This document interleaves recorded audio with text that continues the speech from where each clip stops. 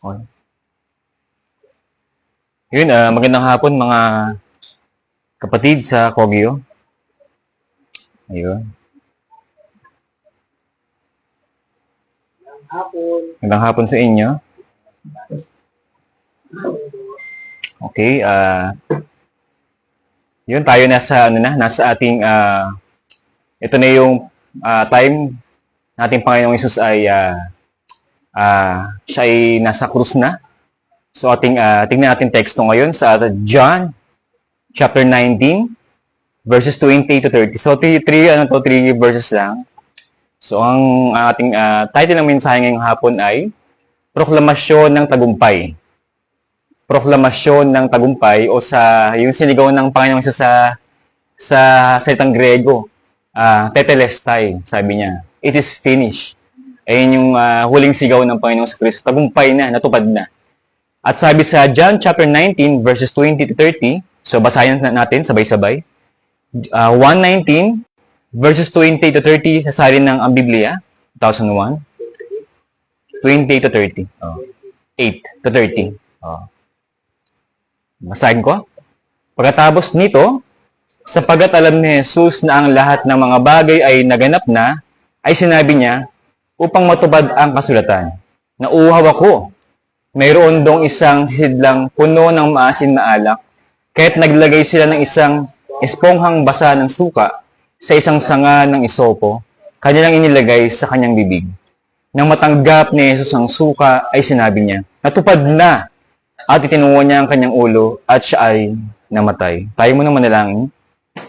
Panginoon, ako po'y humingi sa iyo ng paungunan mo, Panginoon. Ikaw nawa ang makita, marinig, mataas, Panginoon. Ang iyong mga salita nawa ang mangibabaw sa akin. Ako ang aking mga kapatid sa pananampalataya ay lalo kang makilala, Panginoon. Lalo nilang malaman ng mga ginawa mo at ang mga bagay po na ginagawa mo sa kanilang buhay, Panginoon. At patuloy sila maging katulad mo, Panginoon, sa pamumuhay sa mundong ito. Pumuhay ng banal, mabuhay na nakadepende po sa iyo, aming Panginoon. At kami lahat ay samahan mo, Panginoon. Kami nawa ay patuloy lumagos sa pagmamahalan, lumagos sa kabanalan, Panginoon, upang kami ang madatnan mong karapat-dapat na iyong babaeng mga pangasawa, na karapat-dapat sa iyo, Panginoon, na perfect at banal. Sa ito aming panalangin, Panginoon, sa pangalan po ng Panginoong Hesus. Amen. So ayun, nabasa natin po ang ating teksto ngayong hapon sa John 19 verses 20 to 30. Pero bago ko magsimula sa inyong ngayon in way of introduction, so alam niyo ba yung proclamation of victory? Yung mga parang malawan yung victory, di ba? So paano yun nalalaman na may nanalo na, di ba? Ano yung ginagawang mga senyales o mga signs, di ba? Minsan may tarpaulin, di ba? Oh, congratulations. Champion ka na in way of tarpaulin, di ba? Mga ganun. Congratulations. Meron ka ng lisensya. Ginawa pa ng tarpaulin nyo. Ano ka na? Meeting ka na. ginawa ng tarpaulin, di ba? Tapos, sa Facebook, di ba? Sa Facebook, sa Facebook. Congrats, TJ, di ba? Kasi nakapasa ka, ganun-ganun, di ba? Victory, tagumpay yun. Tapos, minsan nanlibre. So, alam mo kasi nanlibre siya eh. So, baka meron siyang at minsan sa balita, di ba? Nanalo ang Gilas. Nanalo ang si Pacquiao, mga ganun. So, victory yun. So, yun yung mga signs of victory.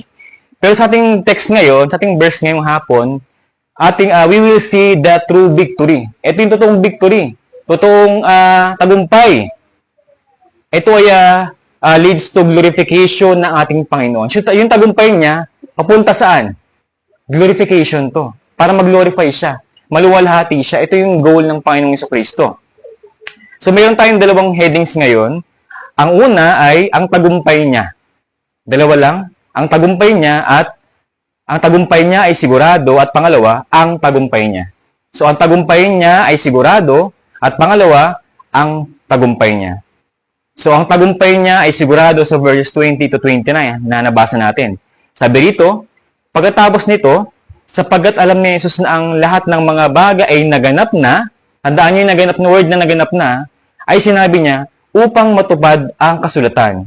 Ito, nauuhaw ako. So, yung mga words na yan, meron ibig sabihin. So, hindi na siya basta niligay din ni John, yung mga sinabi ni Jesus. Kasi baga, bawat letter dito, bawat word, meron siyang meaning at meron siyang prophecy na natupad na. So, ating malaman ngayong hapon.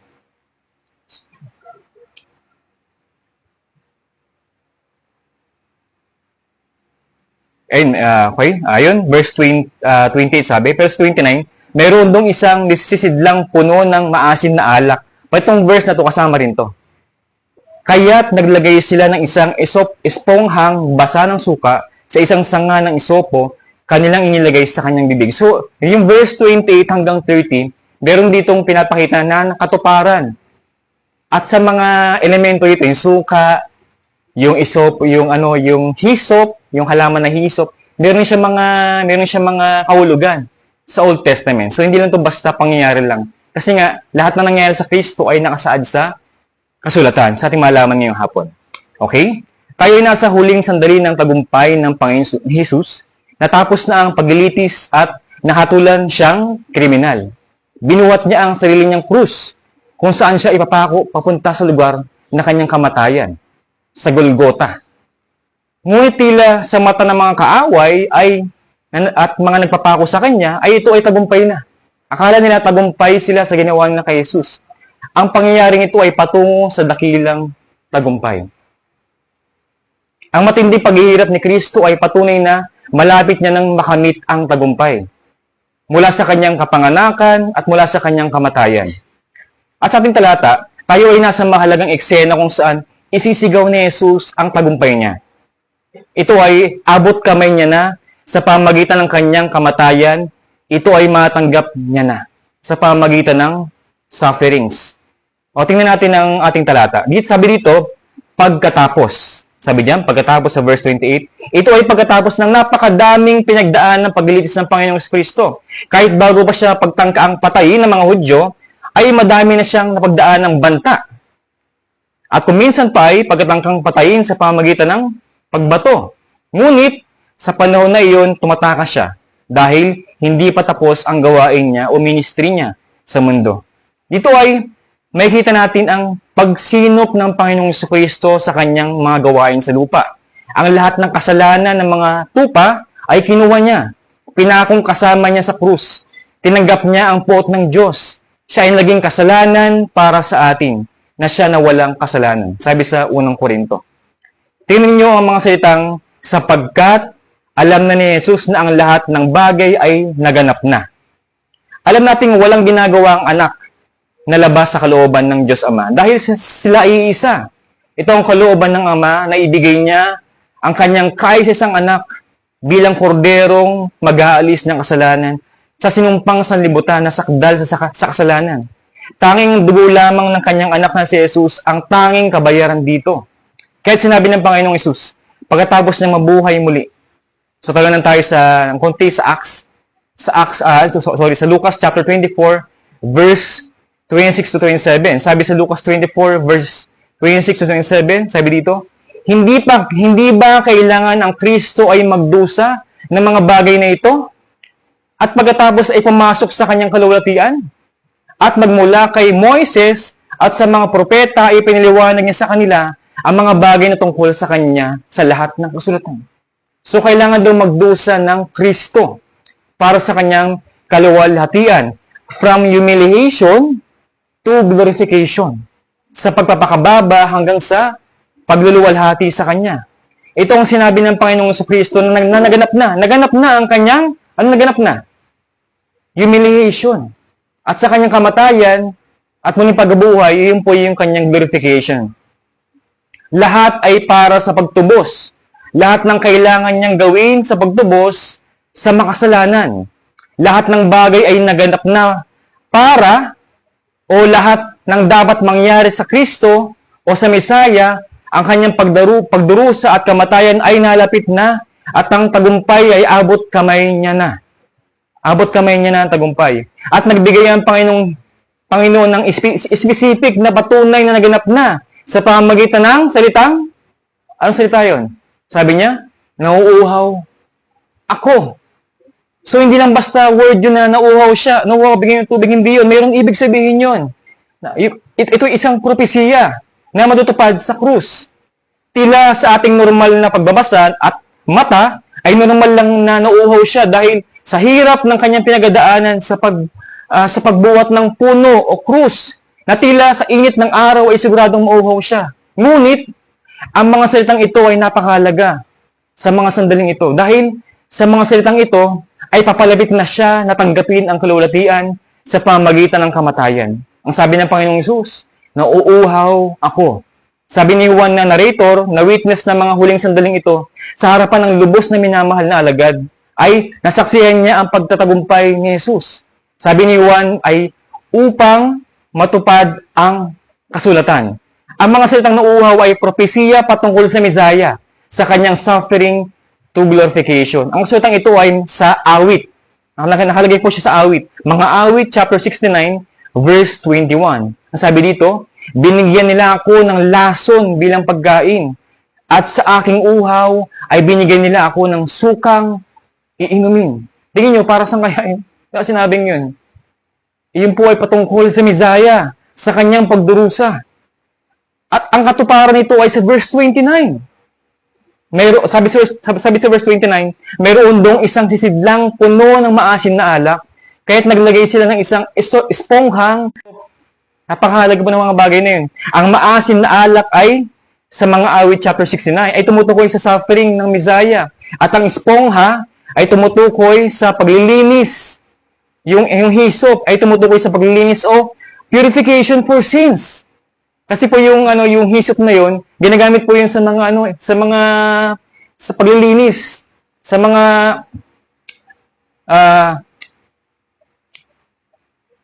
sa kanilang mga ritual, panagkakasala yung mga tao, ginagamit ng mga pari yun.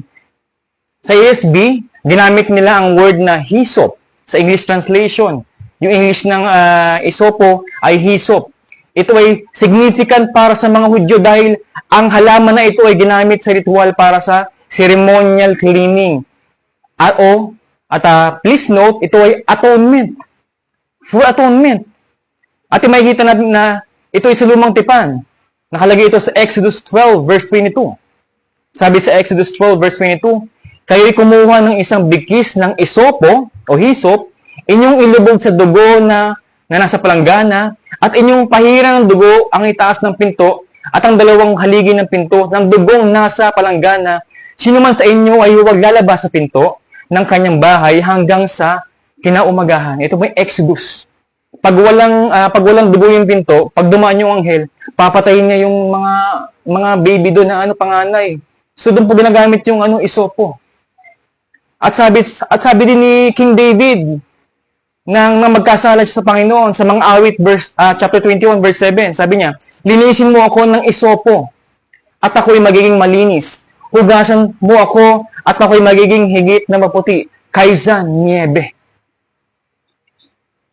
Kaya ang pagdurusa para sa pagtubos, para sa redemption, salvation ng mga taong binigay sa kanya ng Ama ay patunay na nakamit na ng tagumpay sa mga salitang ito na katuparan. Ating balikan natin ang sinabi ng Panginoong Jesus. Pagkatapos nito, sapagkat alam ni Jesus ang lahat ng bagay ay naganap na, sinabi niya, nauuhaw ako. So yung maasim na alak, ang significant niyon ay pagdurusa, at yung isopo ay pagtubos. Kung kinuha ng Panginoon Jesus yung kasalanan, at sa pamamagitan ng significant ng isopo, ay linisin tayo sa pamamagitan ng kanyang dugo. So, yung nangyari po sa Exodus chapter 12 is, yung tawag doon is shadow. Pinapakita yung Kristo na darating. So, yung mga Israelita, sila na-save physically. Pero yung mga Christians ngayon, tayo naligtas spiritually sa pamamagitan ng dugo ng kordero. So, ang point ko lang sa inyo mga kapatid, ang tagumpay ng Panginoon Jesus ay siguradong-sigurado. Simot, kumbaga lahat, ginawa niya lahat, wala siyang tinira. Lahat ng gawain para sa pagtubos ay natupad niya na ng perpekto.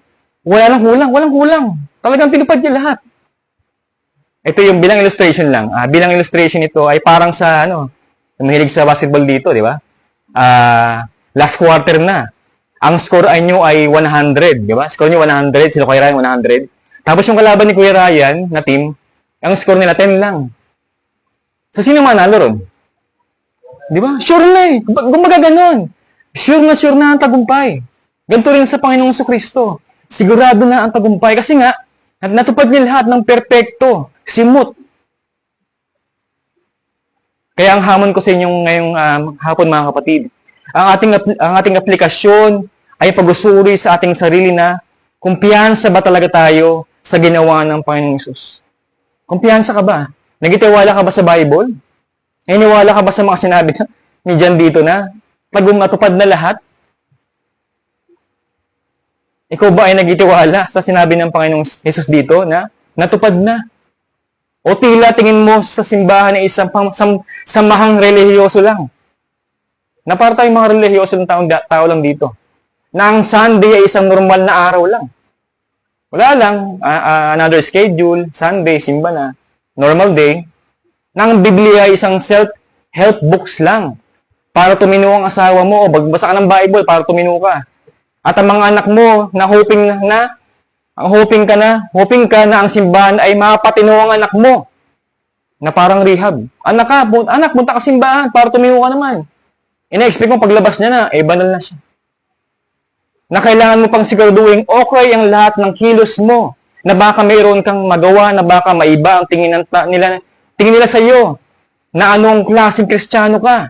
Na nakapokus ka sa gawa mo. Hindi sa ginawa ni Kristo. Na para bang kailangan mo pang desisyonan ng tama ang salita ng Diyos. Na ang paniniwala mo ay nakabase sa pakiramdam. Nakasalalay sa sinasabi ng puso mo. Kapatid, mas mahalaga ang sinasabi ng Diyos. Ang sabi niya, natupad na ang lahat. Diyos po ang tumutupad ng buhay mo, hindi ikaw. Ang lahat ng hindi mo kayang gawin, na walang halong pagkakasala, ay ginawa na ng Panginoon. Pagitiwala sa kanyang salita, ay nagawa niya na. Ang pagmamahal mo sa iyong asawa at anak, ay ginawa niya na. Ang pagmamahal mo sa iyong kapitbahay, katrabaho, kaibigan, kaaway, ay ginawa niya na. Ginawa niya na. Tinupad niya na. Hindi mo kayang gawin. Maaari kang magtanong ng sikat na tanong. So, anong dapat kong gawin? Wala na ba akong gagawin? Kasi ginawa niya na pala eh. Anong sabi ng Bible, ng Word of God? Repent. Repent of your sins. Rest in the perfect work of Christ. Ayun yung gagawin natin. Magtiwala tayo sa ginawa ng Panginoong Jesucristo. Ang ibig sabihin po ng rest in Christ ay talikuran mo ngayong sarili at mahimlay sa tagumpay ng Panginoong Jesucristo. Ayun sinasabi ni Rose na kapahingahan. Sa dami-dami ng pagkabisi ng mundo, ang tanging kapahingahan natin, ang tunay na kapahingahan na yung Panginoong Jesucristo. At dahil natupad na, naganap na ang lahat, isinigaw niya na ang tagumpay. Ito yung pangalawang punto. Ang tagumpay niya. Sa verse 30. Ang sabi sa verse 30, nang matanggap ni Jesus ang suka, ay sinabi niya, natupad na! Sigaw to Mas malakas pa sa sigaw ko. Natupad na! At itinungan niya ang kanyang ulo, at siya ay namatay. Sinigaw niya, natupad na, tinungan niya ang kanyang ulo, at siya ay namatay na. Dito ay nauuhaw ang Panginoong Hesus. Narinig ng mga Romanong sundalo na may alak na nagiinuman ang sinabi ng Panginoong Hesus na nauuhaw siya. Ito ay sour wine. Ito yung suka na maasim. Nilagay ito sa sanga ng hisop at binasa ang sponge at idinikit sa kanyang bibig na nauuhaw para maisigaw niya ang sigaw ng tagumpay. At makikita dito sa kanyang pagkauhaw ang totoong pagiging tao ng Panginoong Hesus. Na si Jesus ay totoong tao at totoong Diyos. Truly man, truly God. Na ayon sa theologian na si Irenaeus, na isa sa mga estudyante ni Polycarp na malapit sa Apostol Juan, ay nasulat ni Irenaeus na isa sa mga dahilan daw ni John sa pagsulat ng Gospel of John at ng mga epistles ay para i-refute o i-rebuke si Cerinthus na isang heretiko sa kanyang katuruan na Gnosticism. Na ang katuruan niya ay masama daw ang pisikal at ang mabuti ay espiritu. Ang paniniwala, ang turo niya sa mga tao, ang namatay daw sa krus ay espiritu. Hindi yun si Jesus, yung Kristo. Kumbaga, modalism eh. Kumbaga, naging espiritu yung pinako. Hindi si Jesus yun. Yung Kristo. Nasa kanyang bautismo raw ang bumaba ay yung Kristo. Hindi yung Holy Spirit. So, yun yung nirepute ni Irenaeus. So, dito po, ang point ko lang dito, ay pinapakita kung gaano totoong tao ang Panginoong Hesus para pagdaanan ng mga paghihirap na ito.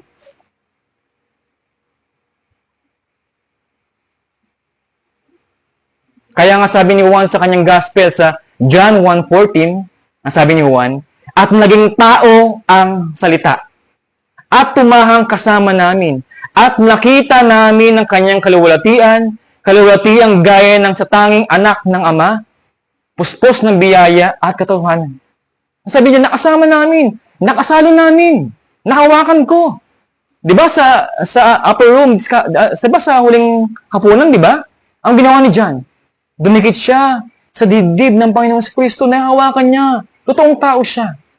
Kaya totoo ang pagliligtas niya. Totoo ang sufferings niya. Totoo po ang dugo na dumanak sa kanyang katawan. At ang sabi din ni Pablo para sa mga taga-Pilipos na hindi na maunawaan ang nature ni Christ, ang sabi ni Pablo, na siya, bagamat nasa anyo ng Diyos, ay hindi niya itinuring na isang bagay na dapat pang hawakan ang pagiging kapantay ng Diyos. Kundi, hinubaran niya ang kanyang sarili at kinuha niya ang anyong alipin at naging katulad ng tao. Ito po yung humiliation. Naging katulad ng tao meaning incarnation. Si Jesus ay God incarnate. Ang Kristo ay nagkatawang tao upang matupad ang paghihirap ng Kristo. Kasi anong hinihingi ng Diyos? Buhay, dugo. Ang nais kong idiin sa ating pangalawang punto, ang deklarasyon ng tagumpay ng Panginoong Hesus. Napatid na ang kanyang pagkauhaw. Naisigaw niya na ang shout of victory. Nalagapin niya na ang kasalanan. Ang sabi ng Panginoong Hesus, it is finished. Natupad na. Tapos na ang lahat. Natupad na ang lahat para sa ikaliligtas at pagtutubos ng mga pinili ng Diyos. Kaya tayo nandito ngayon. Tayo yung mga bunga. Tayo po yung bunga ng ministry ng Panginoong Kristo. Tayo yung bunga, mga kapatid. Ang mga salitang it is finished ay ang lahat na binigay sa kanya ng gawain ay kumpleto na. Ibig sabihin yun, kumpleto. Alalahanin natin ang sinabi ng Panginoong Hesus sa John chapter 4, verse 34. Sinabi sa kanila ni Hesus, ang pagkain ko ay ang gawin ang kalooban na nagsugo sa akin at tapusin ang kanyang gawain. At sabi sa John 9:4, kailangan nating gawin ang mga gawa niyong nagsugo sa akin, samantalang araw pa, dumarating ang gabi na wala na taong makagawa. Ang mga ito ay nakita sa kanyang passive obedience. Natanggapin ang penalty of sins. Na ang ibig sabihin nito ay wala nang kaparusahan pa sa kasalanan, mga kapatid. Para sa mga tinubos, wala nang kaparusahan pa ng kasalanan, hindi sa lahat para lamang sa mga tinubos ng kanyang dugo. Dahil ang suffering ng Panginoong Hesus ay tapos na, it is finished. Wala ka ng kaparusahan. Ang sabi sa Bible, there is no condemnation if we are in Christ. At makikita sa Hebreo chapter 1 verse 3, sabi sa Hebreo chapter 1 verse 3, siya ang kinaningningan ng kaluwalhatian ng Diyos at tunay na kalarawan ng kanyang likas, ang kanyang inaalalayan ng lahat ng bagay sa pamamagitan ng kapangyarihan ng kanyang salita. Nang magawa na niya ang paglilinis ng mga kasalanan, siya ay umupo sa kanan ng kamahalan sa kaitaasan. At sabi sa verse 11 to 12, ngunit nang dumating si Kristo na pinakapunong pari ng mabubuting bagay na darating, sa pamamagitan ng lalong dakila at lalong sakdal na tabernakulo na hindi gawa ng mga kamay ng tao, sa mga tuwid ay hindi sa sangnilikhang ito, at hindi rin sa pamamagitan ng dugo ng mga kambing at ng mga toro, kundi sa pamamagitan ng kanyang sariling dugo, siya ay pumasok na minsan, tandaan niyo yung minsan siya ay pumasok na minsan magpakailanman sa dakong banal, sa gayoy tiniyak niya ang walang hanggang katubusan. Ito po yung kanyang suffering. At sa verse 25 to 28, ang sabi dito, hindi upang ihandog ng paulit-ulit ang kanyang sarili, gaya ng pinakapunong pari, o sa Old Testament, na pumasok sa dakong banal taon-taon na may dalang dugo na hindi mula sa kanya. Ito yung dugo ng mga hayop. Sapagkat kung gayon ay kailangan niyang ulit-ulit na maghihirap mula pa ng langlangin ang sanlibutan. Subalit ngayon, minsanan siyang nahayag sa katapusan ng panahon para sa pag-alis ng mga kasalanan sa pamamagitan ng pag-aalay ng kanyang sarili. At yamang itinakda sa mga tao ang mamatay ng minsan, at pagkatapos nito ay ang paghukom. At ay gayon din naman si Kristo na inihandog na minsan upang dahil ang mga kasalanan ng marami ay magpapakita sa ikalawang pagkakataon, hindi upang harapin ang kasalanan, kundi upang iligtas ang mga sabik na naghihintay sa Kanya. So ito po yung minsan, sa krus ng Kalbaryo. Isang beses lang po siya namatay, at isang beses lang siya muling nabuhay. At isa lang po, ang coming po ni Christ ay 2 beses lang. Yung first coming niya, yun ang kanyang kapanganakan. At ang second coming, ayun po inaantay natin. So wala pong third coming. Second coming po ang hope natin, mga kapatid. Atin nakita ang salitang minsan. Dahil ang Kristo ay minsan lang naghirap, ay ito ay nasa lupa. Yung nasa lupa pa siya. Natapos niya ang lahat ng paghihirap. Lahat ay napagtagumpayan niya. At sabi sa verse 30, nang matanggap ni Jesus ang suka, ay sinabi niya, natupad na at itinungo ang kanyang ulo at siya ay namatay. Pagkasabi ng Panginoong Jesus na natupad na, it is finished. Sa Griego ay tetelestai. Ibig sabihin po nito, to be fully accomplished. Napakaganda, di ba? Sa Griego. To be fully accomplished. O to be perfected. Yun po yung ibig sabihin yun. In-accomplish niya na yung task niya, yung ministry niya. At hindi lang accomplish siya, perfecto pa. Ibig sabihin ng perfecto, banal. Ginawa niya ito ng walang kasalanan. Ito ang ministry ng Panginoong Jesucristo.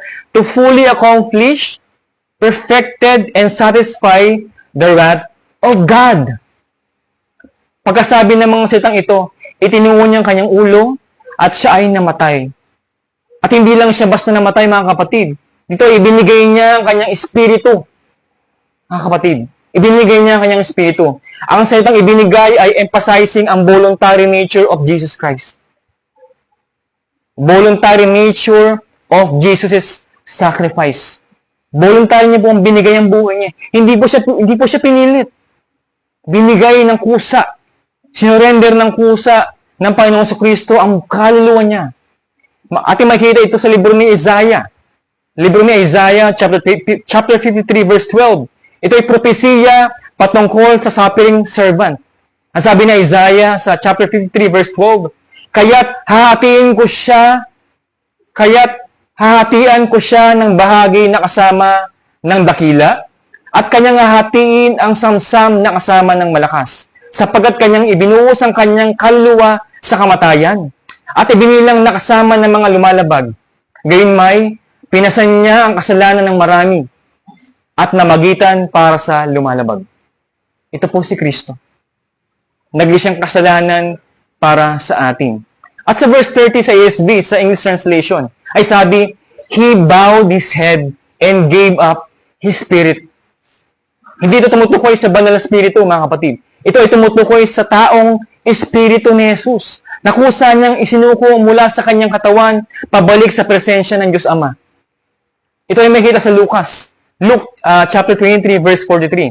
Ang sabi sa Lucas, at sumagot siya, katotohanang sinasabi ko sa iyo, ngayon, ikaw ay makakasama ko sa paraiso. Ito yung, di ba, 3 binako sila. Ang sabi niya sa magnanakaw na nanampalataya sa kanya, katotohanan sinasabi ko sa iyo, ngayon, ikaw ay makakasama ko sa paraiso. At sa verse 46, si Jesus ay sumigaw ng malakas at nagsabi, Ama, sa mga kamay mo ay Inahabilin ko ang aking espiritu. At pagkasabi nito ay nalagot ang kanyang hininga. Ang kanyang espiritu ay nanatili sa Ama hanggang sa ito ay bumalik sa kanyang katawan ng kanyang resurrection sa unang araw ng linggo. Ayan po yung third day. Unang araw ng linggo. At mahita sa John chapter 20 verse 1. John chapter 20 verse 1 sabi, nang unang araw ng sanlinggo, ay maagang pumunta sa libingan si Maria Magdalena, samantalang madilim pa, at nakitang ang bato ay naalis na sa libingan. Ito po. Bumalik na ang kanyang kaluluwa sa resurrection. Ito ang tagumpay ng Panginoon sa Kristo. Ang kanyang muling pagkabuhay, ang resurrection. Pero ang gustong ipunto lang sa inyo mga kapatid sa ating pangalawang punto, isinigaw na ng Panginoong Yesus ang tagumpay. It is finished. Bilang paglalarawan, sa giyera noon, nalaman ng mga tao na tapos na ang giyera kapag mayroon ang sumigaw ng tagumpay. Tagumpay, ibig sabihin tapos na. Minsan trompeta. Ito po, sinigaw na ng Panginoong Yesus ang tagumpay. Tapos na ang pagkikipaglaban sa kasalanan at kamatayan. Tinapos na ng Panginoong Jesucristo sa pamamagitan ng kanyang kamatayan at pagkapatibay sa pamamagitan ng kanyang muling pagkabuhay. Kung ang buhay mo ay tila walang kapayapaan, kapatid, patuloy kang nagsumikap na maayos ang iyong sarili, na nakadepende ang iyong buhay sa iyong karir at pangarap, na nakasalalay sa iyong tagumpay dito sa mundo, ang kagandahan ng iyong buhay. Pag maganda ang karir mo, pag maganda ang trabaho mo, pag maganda yung pinapakita ng grades ng mga anak mo, ay piling mo okay na lahat. Nakadepende doon. Na kapag hindi mo na nakamtan ang pangarap mo, ay isang malaking kabiguan na ito. Kabiguan na. Na tila ang Diyos ay hindi dinidinig ang dalangin mo. Na ang pagiging mabuting magulang mo ay nakadepende sa pagiging mabuting magulang mo. Nagets niyo ba? Pag mabuti ka, ay mabuti ka nga.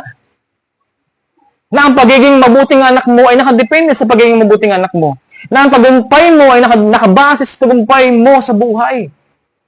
Sabihin ko sa inyo kapatid, mali iyon. Hindi yan totoong tagumpay mga kapatid. Yan ay isang artificial victory lang. Dinadaya ka ng sarili mo. Dinadaya ka ng puso mong makasalanan. Ang totoong tagumpay ay ang ginawa ng Panginoon Jesucristo. Ang totoong tagumpay ay ang kamatayan at ang muling pagkabuhay ng Panginoong Yesus. Ang totoong tagumpay ay ang kamatayan at ang muling pagkabuhay ng Panginoong Jesucristo. Ang totoong tagumpay ay ang paghahari ni Yesus sa langit at sa lupa. Ang totoong tagumpay ay pinanganak ka muli. Kasi kung tagumpay ka nga sa mundong ito, pero hindi ka born again, talunan ka pa rin sa mata ng Diyos. Ang totoong tagumpay ay talikuran mo at mapatayin mo ang kasalanan mo. Ang totoong tagumpay ay kaputan mo ang pagkakasala. Ang totoong tagumpay ay kaputan mo ang mundo at ang sarili mo. Ang totoong tagumpay ay si Jesus. Kung mayroon kang Jesus sa buhay mo, ang buhay mo na iyan ay buhay na matagumpay. Matagumpay ang buhay mo.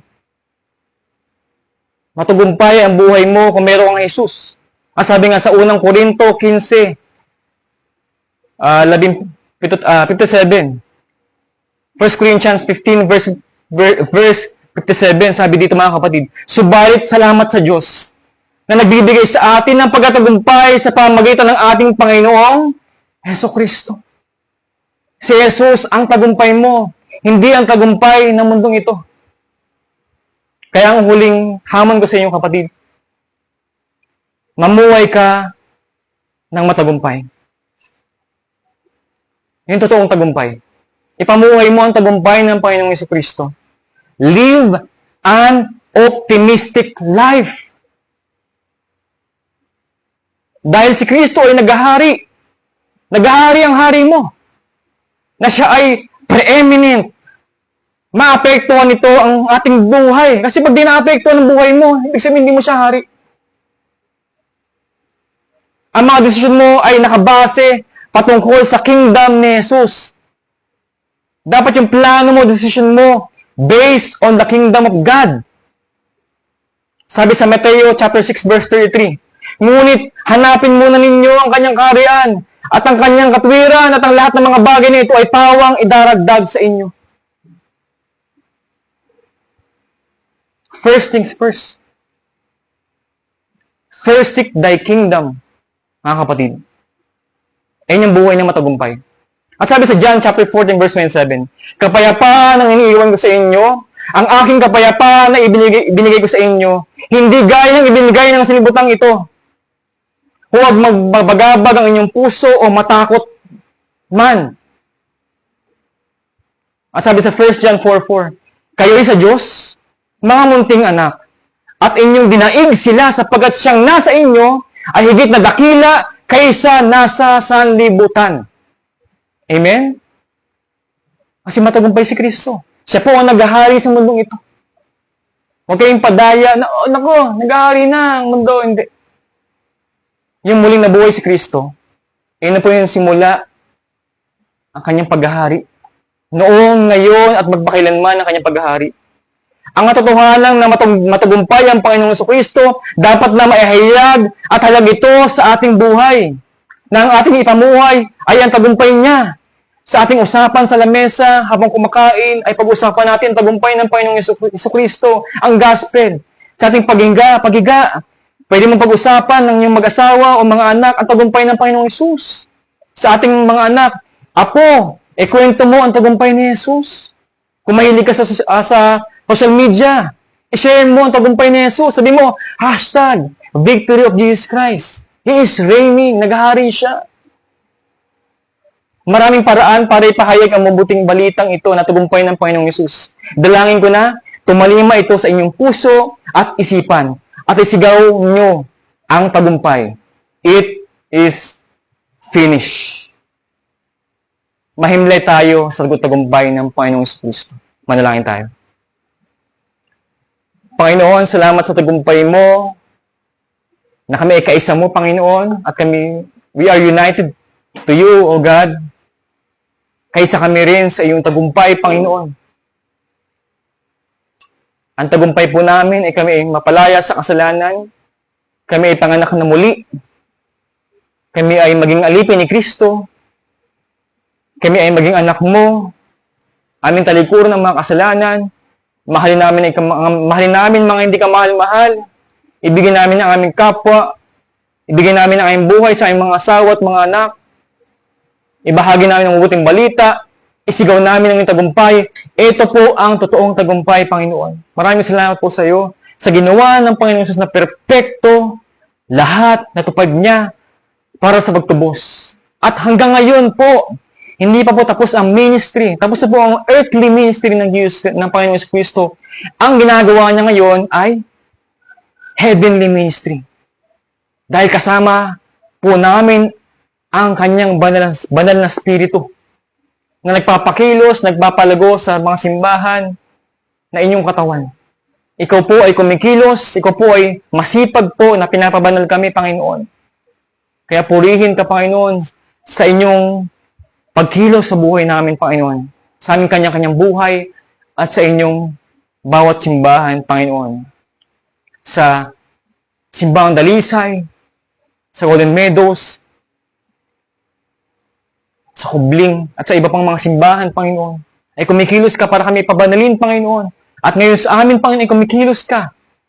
Muli mo kami pinalahan na ikaw ay nagtagumpay dahil tila kami naumuhay ng mga talunan. Panginoon, salamat sa iyo. Naway mapamuhay po namin ang iyong tagumpay, Panginoon, sa iyong mga salita, pagkilos, pag-iisip, mamuhay kami ng mga taong matagumpay dahil sa iyong tagumpay, Panginoon. Kaya maraming salamat po sa iyo, Panginoon. Sa pangalan po ng Panginoong Jesucristo. Amen. Ayun, kung meron kayong mga response na natapos na sermon, pwede kayong magbahagi. Okay?